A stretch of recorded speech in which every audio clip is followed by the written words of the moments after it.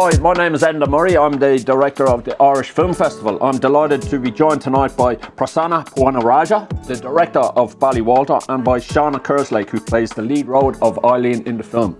Prasanna and Shauna, you're very welcome to Australia. Thanks for having us. Thanks for having us. Sorry. Hey, congratulations on a wonderful film. Prasanna, just start with you. You took a roundabout way towards film directing.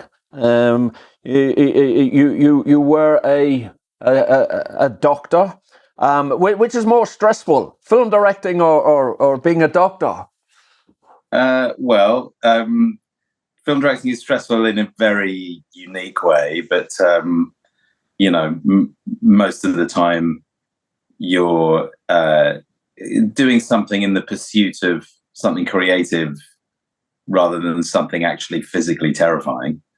So I was had it in mind that, however bad it gets on set, it's still a pretty okay day in the NHS.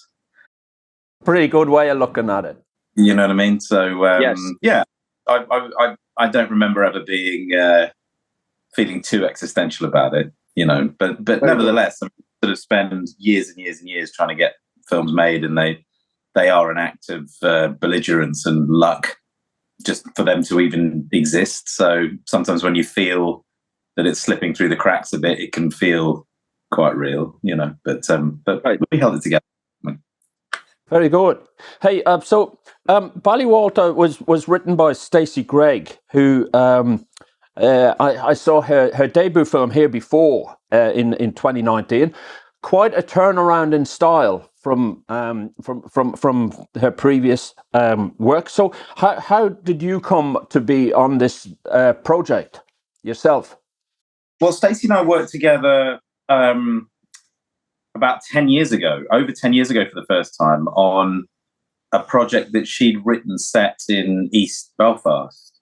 It was called Spoof or Die, and it was for a new talent strand here in the UK for Channel 4 called Coming Up, which sadly is now no longer happening. So we would not have met if we were emerging now. But we were paired together at that point, and we did that film. And since then, we've collaborated quite a lot together.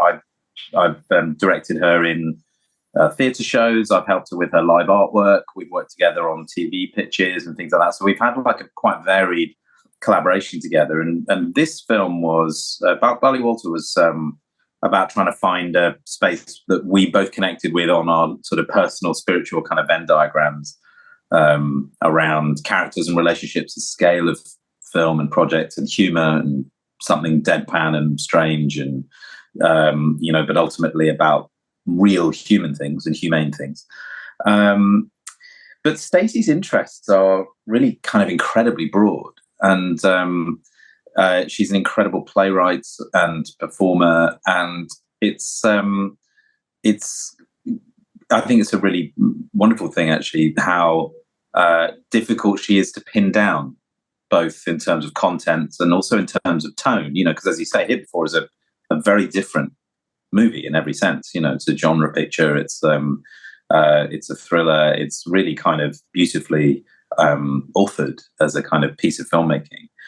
Ballywalter, we were trying to find something a bit more shared, and I think like the thing that inflects it away from that, which is about kind of real lives and a kind of degree of social realism, but also kind of weird humor. That's the place I think that Stacy and I have always met in. Yeah. Cool. Just before we go on to Shauna, can you just talk a little bit about the casting? So, just with Patrick Kielty, because I don't know if Patrick had a lot of acting experience. He's certainly, stand-up comedian. He's got the runs on the board there. But how did that come about? Casting Patrick. Well, I mean, we were quite early on in the process, really, casting the two main roles. And Patrick's name was on a list quite early on. I think it was something that Stacy had suggested, that he'd started doing some interesting work, and interesting work in the documentary space, actually. So I watched a few of his documentaries that he's been making recently, which are really about his journey back into a kind of question around forgiveness, relating to the Troubles and the death of his father. And I found those films really fascinating, and I found him in a space in his life, I think, that was about vulnerability and trying to open up something old, you know. And so it was just an interesting thing, I think, to consider what that would be like in a performance space, what that energy would be like, because there's a huge crossover, of course, with Shane, the character, and a person being at a crossroads where you're looking kind of at the second half of your life and wondering what that's going to be, having journeyed quite a long way to get there. So it was an interesting conversation between Stacey and James Bierman, the producer, and I. So we met Patrick and spoke to him about it. And Patrick, of course, thought that there'd been like a massive booking error and that we'd spoken to every man over the age of 50 on the island of Ireland, you know, and had ended up with him. And we were like, no, we haven't really got that far down the process at all. And he'd done a single one-man show, theatre show, and that's it. And he hadn't done any acting other than that, which was, of course, understandably his primary concern.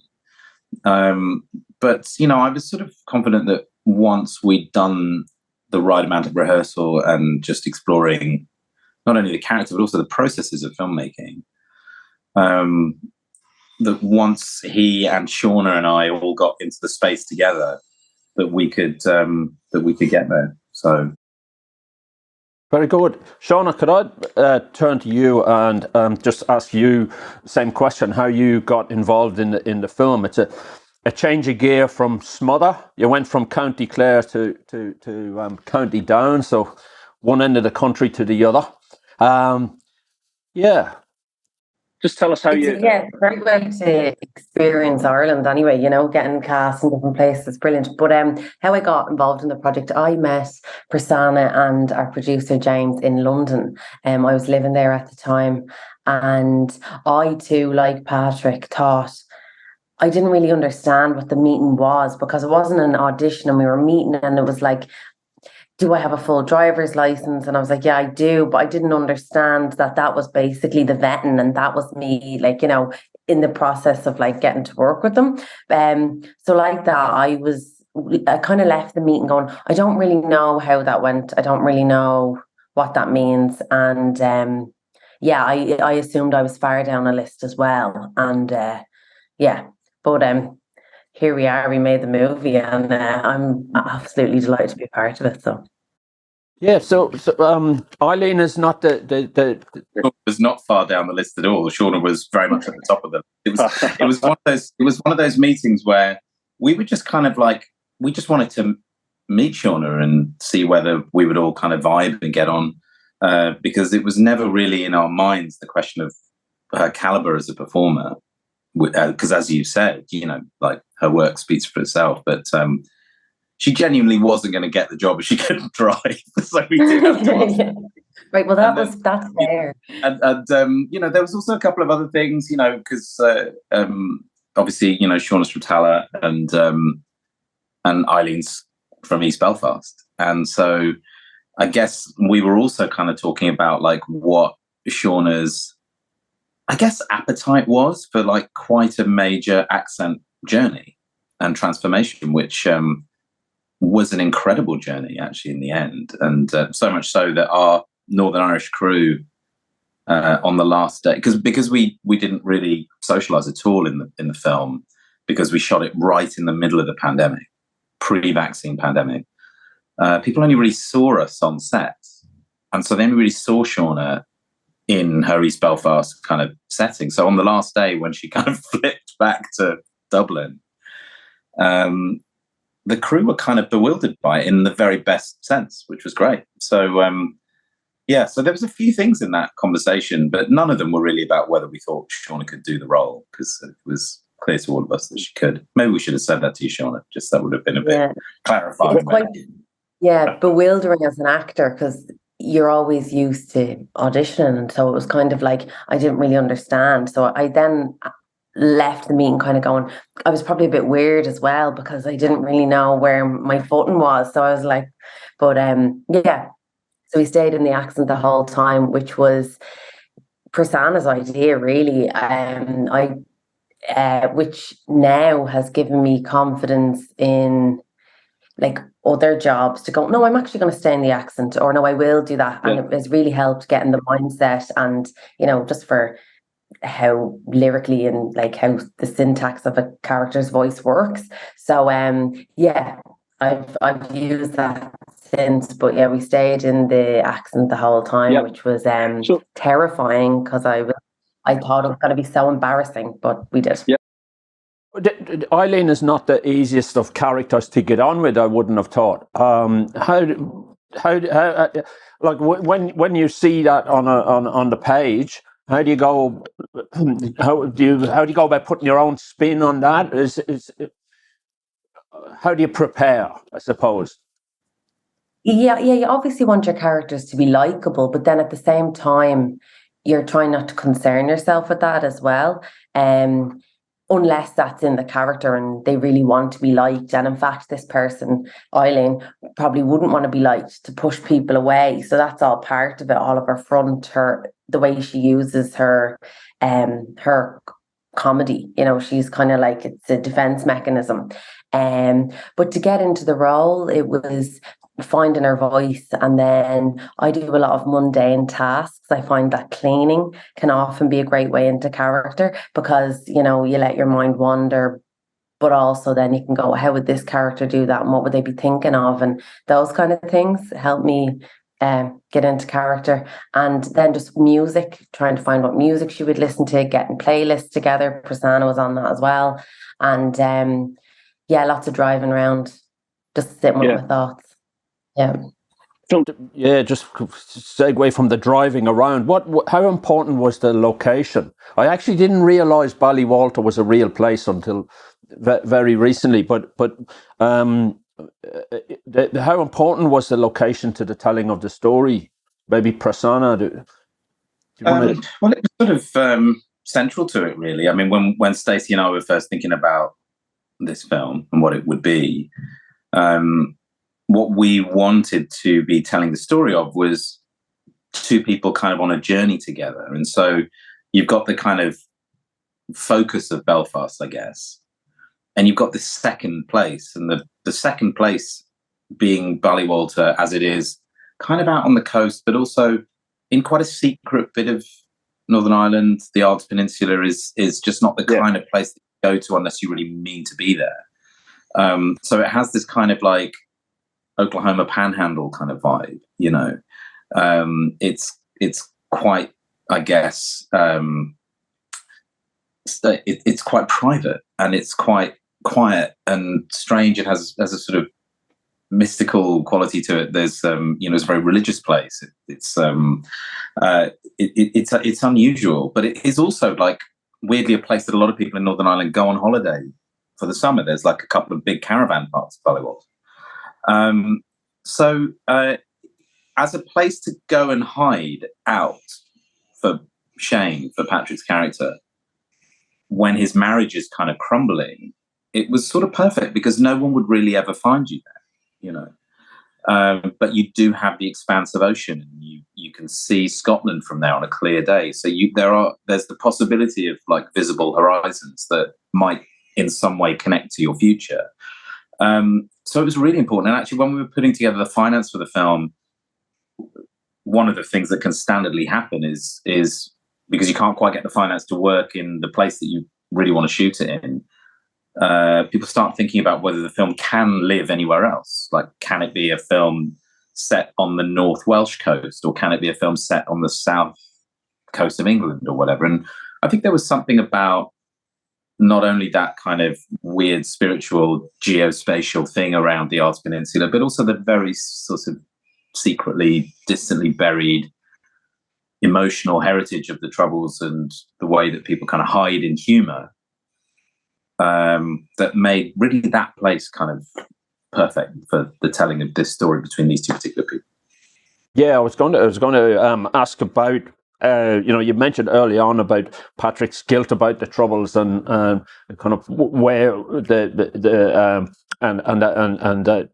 kind of atmosphere. So was that something that was in your mind when you were making the film? It does seem to be in a kind of undercurrent. Yeah, it's a very deep lying thread in the geology of it. It's not something that's really stated much. I think maybe once in the film. And I think it's kind of impossible to make a film about the north of Ireland without it being in some way in the kind of graphic equalizer of the music of the storytelling and the humans who are there. But it was never a film that was looking it squarely in the face. I think Shauna's talked about this in the past, but it's really about kind of what you inherit, I suppose, as well as what you experience, and what that inheritance can lead to in terms of your ability to emotionally journey through complex times and who you can journey with. And sometimes that can be a person that you don't really know. And it might even be a person who you don't really like at first, because actually you go, this person is really quite distant from me. So they're not going to get under my skin into those frightening places, and then in the case of this film, they kind of do. Yeah, I suppose, Shauna, your character does go through an epiphany. They both go through epiphanies in the film. What I was thinking about was, oh dear, what do you think that?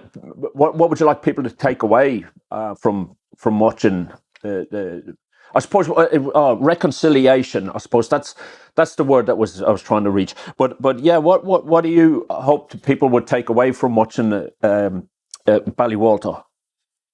That is a really hard question, and I don't want to sound naff and say things like that there's hope, or how you can reach out and find people and find connection. And I suppose really you never really know what people are going through.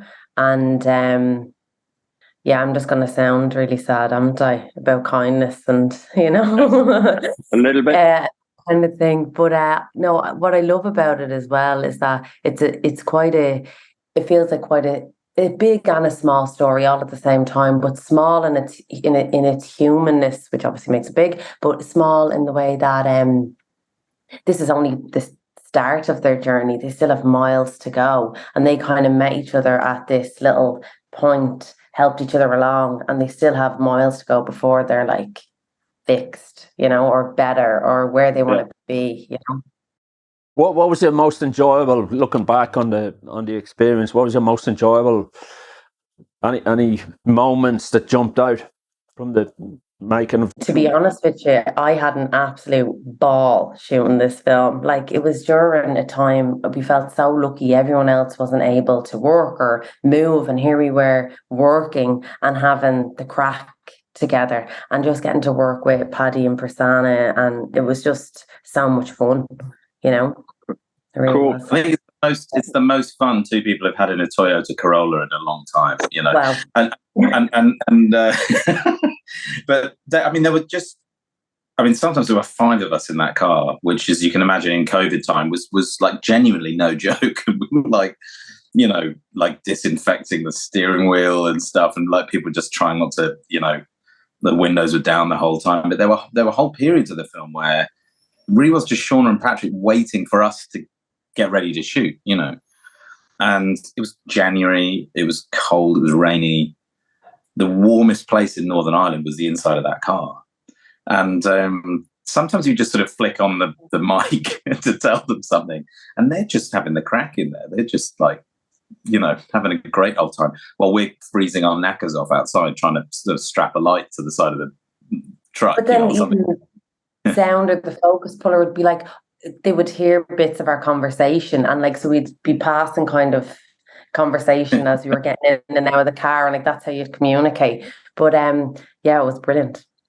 Yeah, because there was absolutely no crack otherwise, as I say. People just went back to their houses, and we had a 2-week hiatus got it before and after Christmas, 2 weeks before, 3 weeks after. And that was the January 1st of Brexit as well. So there was so many complications. But people kind of went home, grilling green beans. Yeah. People went home and didn't hug their families. You know, they were just like, we were in that kind of time. It was a very warm place to be, I think, that set. Which was nice. Look, guys, I could chat here for hours, but we've run out of time, and I just want to say thanks a million for giving us your time, and good luck with Ballywalter. Well, thank you very much. Can I say thank you so much for having the film at the festival? We're just so thrilled that the film is premiering with you guys, and I hope that lots of people who've come to see the film. Hello, everyone. Hope you've all enjoyed watching it, and thanks, Emil. Thank you.